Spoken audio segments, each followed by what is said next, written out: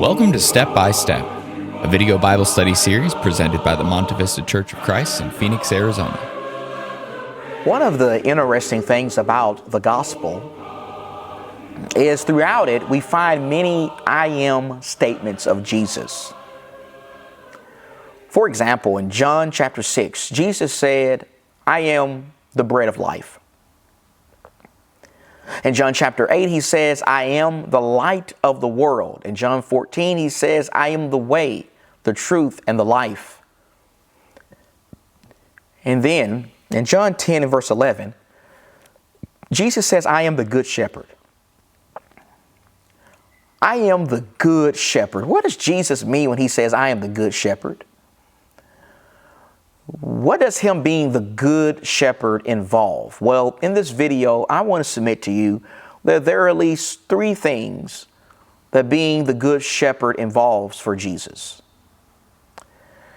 There are at least three things that Jesus does for us as Christians because he's our good shepherd. And the first thing we need to know about Jesus being the good shepherd is as the good shepherd, Jesus knows us.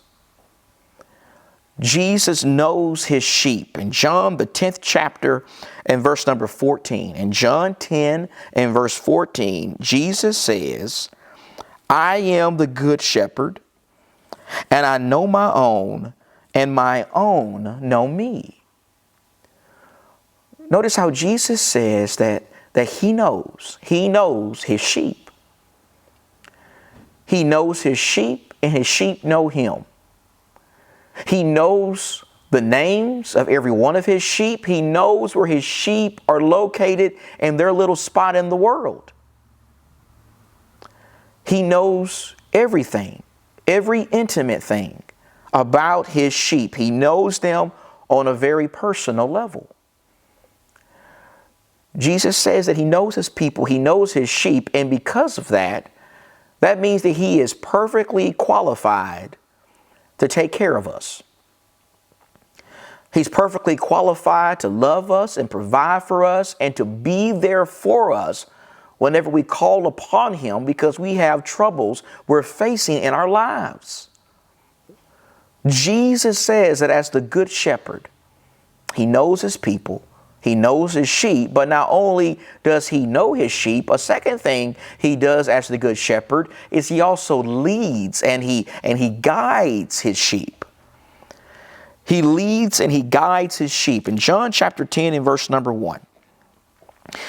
In John chapter 10 and verse number 1, Jesus says, truly, truly, I say to you, he who does not enter by the door into the fold of the sheep, but climbs up some other way, he's a thief and a robber. But he who enters by the door is a shepherd of the sheep. To him the doorkeeper opens, and the sheep hear his voice, and he calls his own sheep by name and leads them out. When he puts forth all his own, he goes ahead of them, and the sheep follow him because they know his voice. A stranger they simply will not follow, but will flee from them because they do not know the voice of stranger. This figure of speech Jesus spoke to them, but they did not understand what those things were which he had been saying to them. So Jesus said to them again, truly, truly, I say to you, I am the door of the sheep. All who came before me are thieves and robbers, but the sheep did not hear them. Here Jesus says that like a earthly shepherd does with physical sheep, Jesus as the spiritual shepherd, he also leads and he guides his sheep. The idea of leading and guiding his sheep means that Jesus takes his sheep in the right direction. Jesus protects his sheep. He protects his sheep from wolves. He protects his sheep from spiritual danger. He helps them avoid the pitfalls and the problems and the dangers of life. He ultimately does that for his sheep through his word.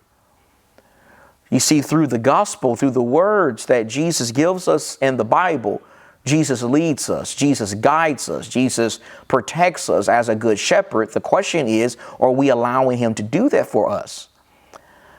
Are we reading his word? Are we studying his word? Are we obeying the things that he has said? If we're not hearing his word and obeying his word, then The fact of the matter is we really can't call him our good shepherd. As the good shepherd, Jesus leads us and he feeds us and he protects us. He takes us in the right spiritual direction. But then a third and final thing that I want to suggest that Jesus does as the good shepherd is, as the good shepherd, Jesus also lays down his life for us. He lays down his life for the sheep. In John, the 10th chapter, in verse number 9. In John chapter 10 and verse number 9, Jesus says, I am the door. If anyone enters through me, he will be saved, and he will go in and out and find pasture.